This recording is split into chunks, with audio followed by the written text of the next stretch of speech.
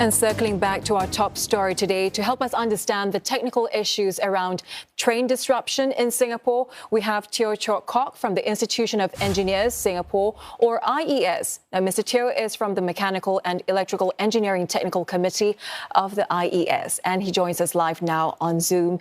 Mr. Teo, lots of details to unpack, but essentially something caused a power trip here. Can you explain to us in simple terms what exactly happened and how could it even have happened?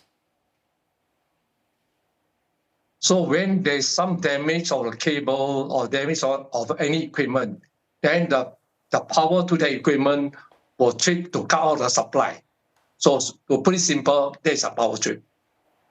So this power trip, we know that SMRT will be working through the night to make the repairs.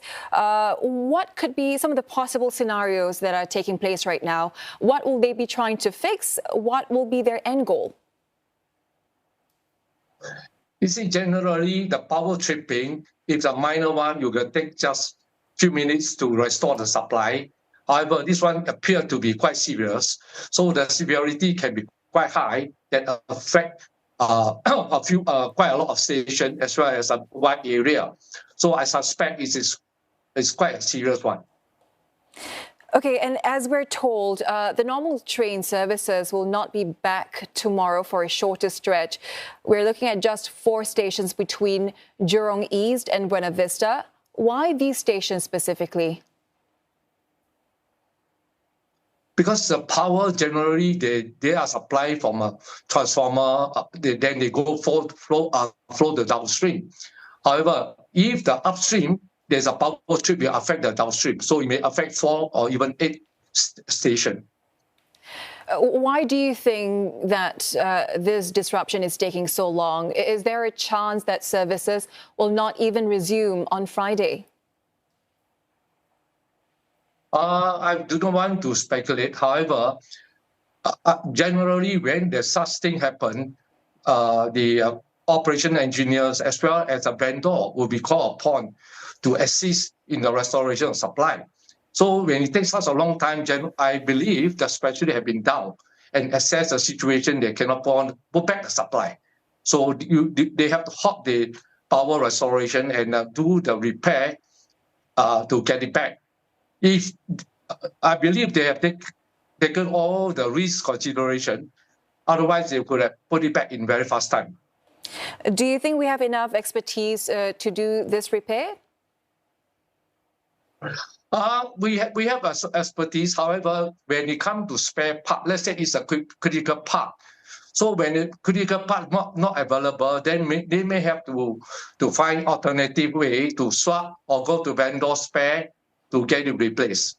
So this is a worst case situation. And that will probably most likely take up more time.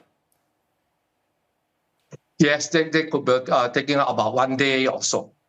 Okay, and this train involved has been in operation for over 35 years, since the beginning of Singapore's MRT system.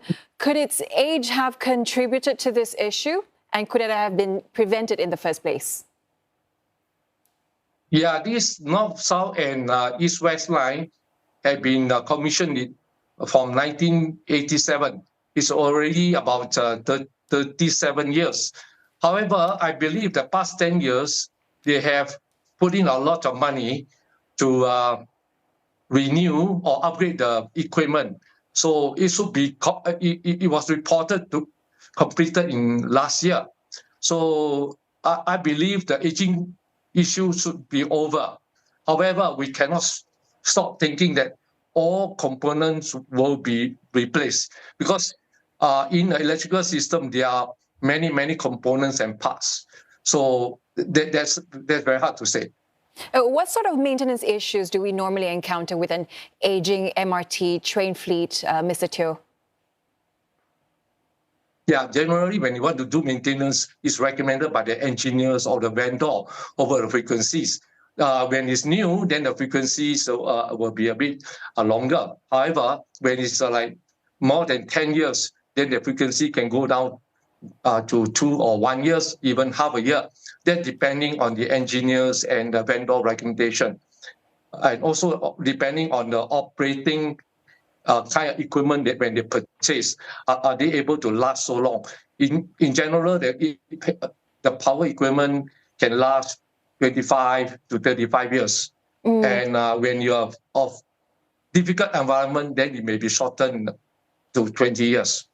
So it all depends on the environment as well. Okay, Mr. Teo, you know, Singapore has seen train breakdowns for many years now. Operators have stepped up maintenance and repair, and we know the fleet is being replaced with brand new trains. So what are the challenges the operators are facing even as they make these changes? They have replaced the train. They also replaced the power equipment. However, as I put it, the whole system, they consist of many, many parts, equipment and component. And then some part, they could have replaced it, but it may develop fault again.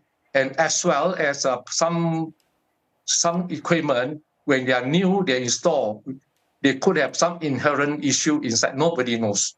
So these are very rare. I would say very rarely happen. Okay, Mr. Teo. It does happen. All right, Mr. Teo, thank you very much for sharing your insights with us. That was Teo Chor Kok from the Institution of Engineers.